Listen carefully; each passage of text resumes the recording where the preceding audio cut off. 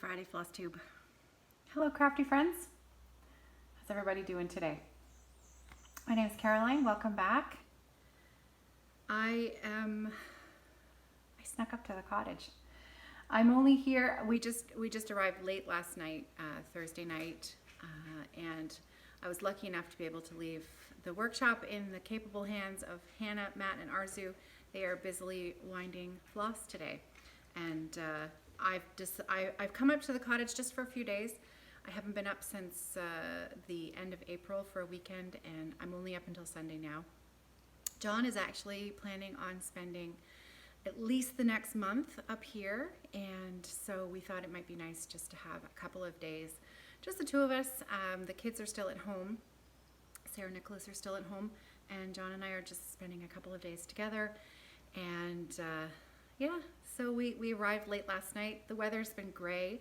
It's supposed to rain all weekend, which as a crafter, I'm sure that you understand that makes me perfectly happy. I'm perfectly content to stay inside and drink coffee and stitch all weekend. So I did bring some knitting as well. But the biggest thing going on today, and the reason for this video, is that today is the very first day, the start date for the Rosewood Manor Spring Quakers Stitch Along. I was very fortunate to be sent an email by Libby of CheekyMare on YouTube, and it was her idea. She wondered whether or not some of the Leo&Roxy floss would make a good conversion for the Spring Quakers pattern, and I thought that was a great idea. I had the Spring Quakers chart in my stash already. I've been admiring it for years. I really love Karen Kluba's designs. So here's the chart. And it's just a beauty. It's a beauty. So I wanted to make sure that I came on and posted a video for anyone who is still wondering about the conversion list, because of course we are converting if you're participating in this particular stitch along, we are not using the called for Valdani floss. We've converted it to Leo&Roxy floss, and I am using the conversion list that Libby herself has done up. So here's a shot of the floss, and I will make sure, on the last video I posted it there as well, but in case anyone missed it, I'll make sure that this video says that the conversion list is here, and you can find the conversion list in the drop down box below, and that's Libby's conversion list for the Valdani floss to the Leo&Roxy floss conversion. I am also, I'm going to be stitching mine on the Leo&Roxy fabric that Carrie dyed specifically for this chart. I don't have any left at the moment, but once we get going, if enough people would love to also, you know, if you want this to be a regular staple, I'll see what we can do. So look at this fabric. Look at that fabric. So what I've done is I've kind of looked at where the most modeling is happening down there. So I looked at the chart, and this section here, because it's darker, I think might fit well with this particular piece of fabric. So everybody, because it's a hand-dyed fabric, everybody's is going to look slightly different. Some will have more modeling, some will have less.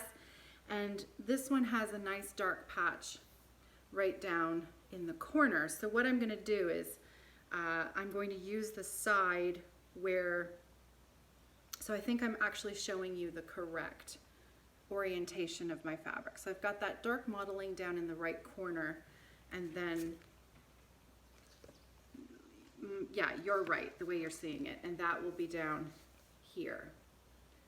So it's gonna have that really beautiful motif right on top of the darkest patch of modeling that's on the fabric.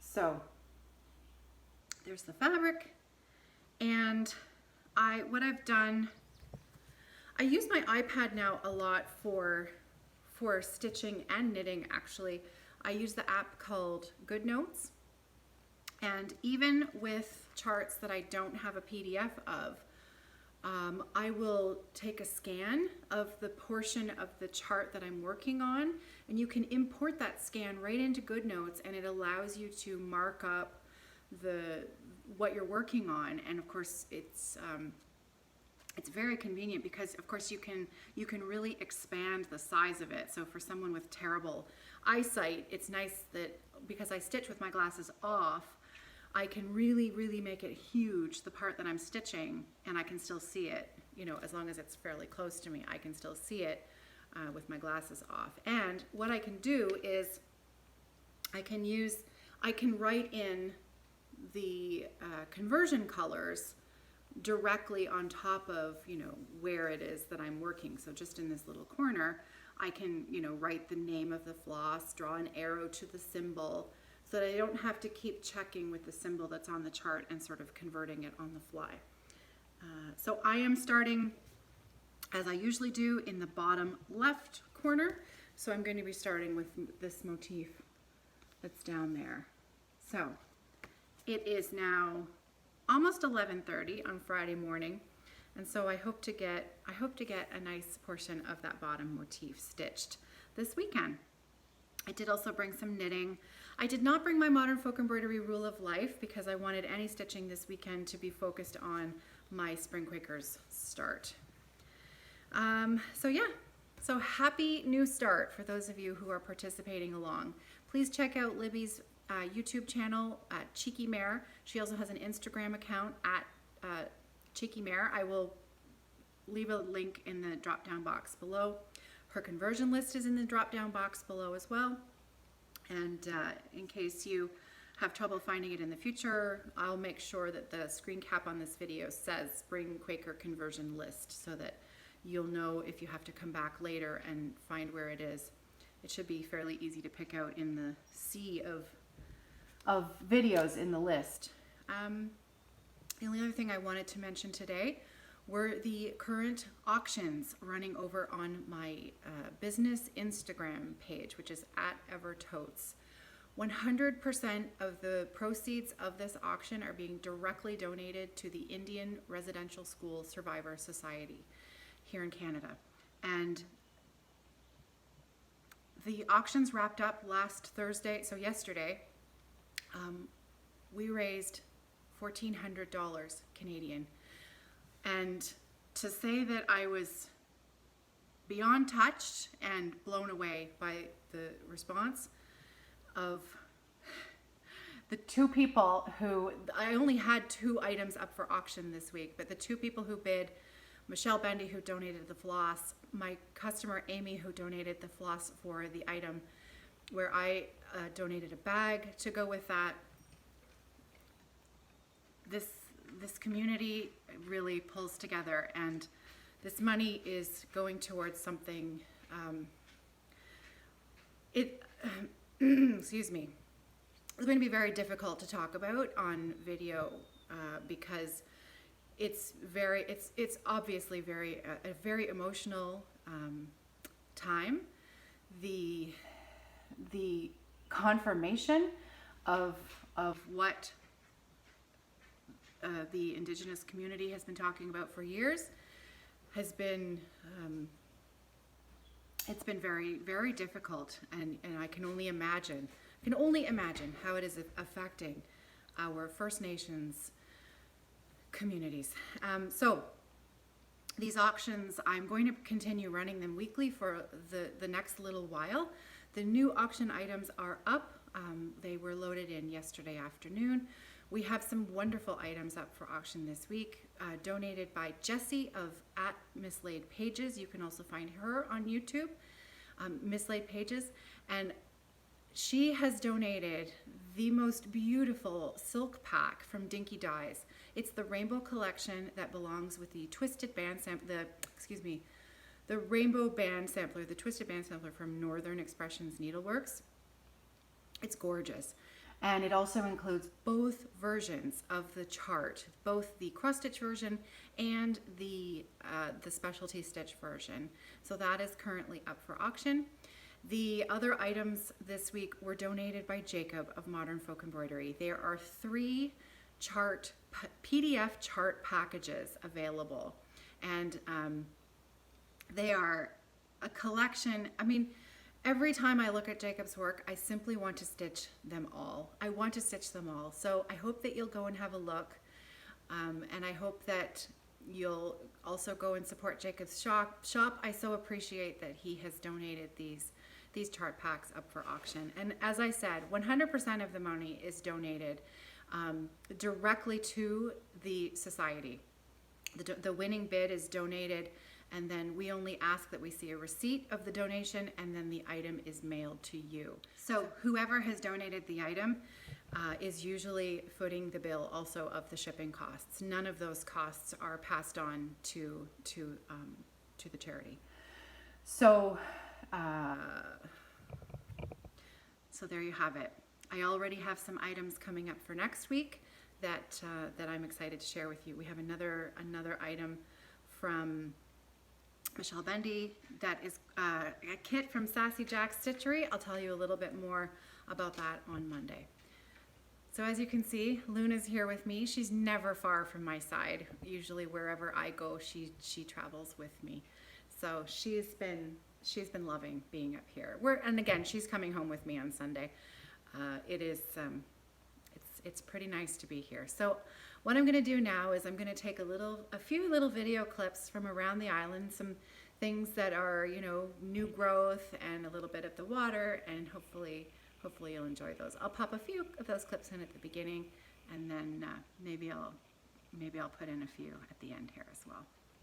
So that's it for me today. If you're joining me in the Spring Quakers Stitch Along, tag me on Instagram so that I can see your progress as well.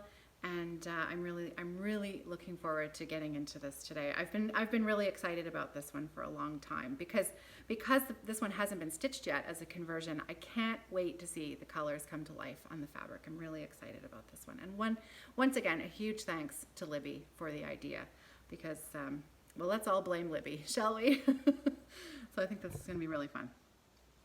All right, that's it for me today. I'm off. I'm going to go and get myself set up. I'm going to go make a fresh pot of coffee, and there you have it. Have a wonderful weekend, everybody. I hope that you're well. I hope that you're safe, and I hope that you have some crafting to give you a few moments of joy this weekend. And until Monday, I'll see you soon. Have a great weekend, everybody. Happy stitching.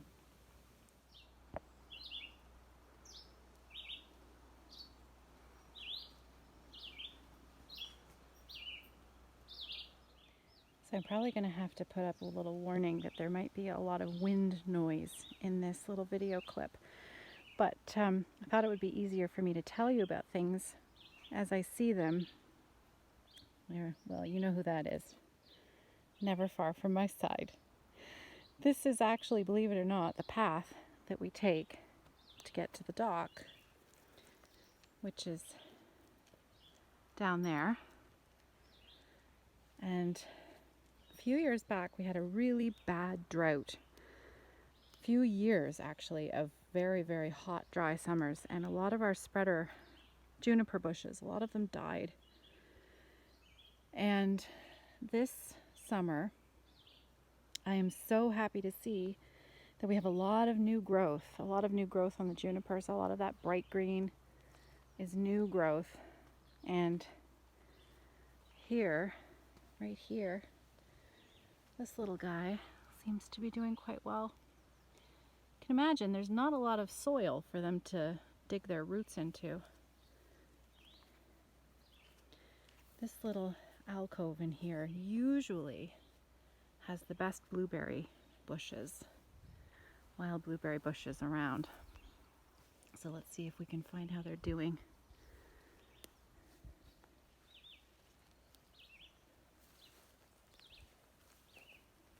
We lost a lot last year. Well, they're all gone. They've all died off. You can see the odd little branch in there. I'd have to climb over the rocks to show you, but generally the best blueberries grow in and amongst the spreaders, which is also where the snakes like to be. So you always have to have a poking stick when you go blueberrying, and you always poke the spreader before you stick your hands in it to make sure there's nothing waiting to surprise you. We do have rattlesnakes here. The Massasauga rattler. It is poisonous.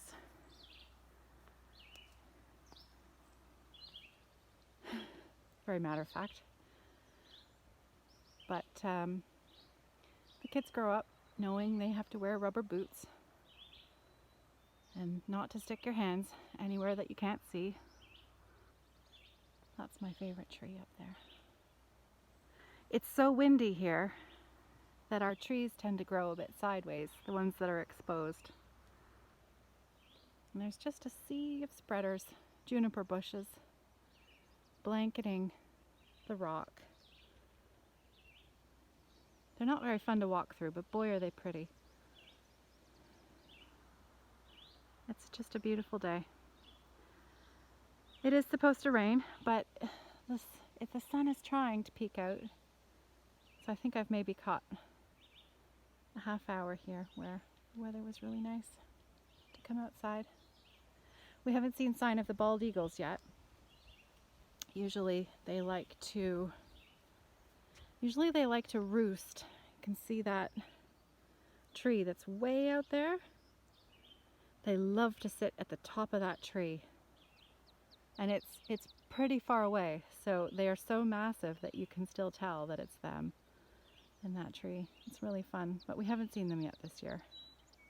Hopefully soon. Anyways, I'll turn you around so you can see my little cabin. For those of you who don't know, my husband John built this for us back in 2000 and, oh dear, he started it in 2007, I think.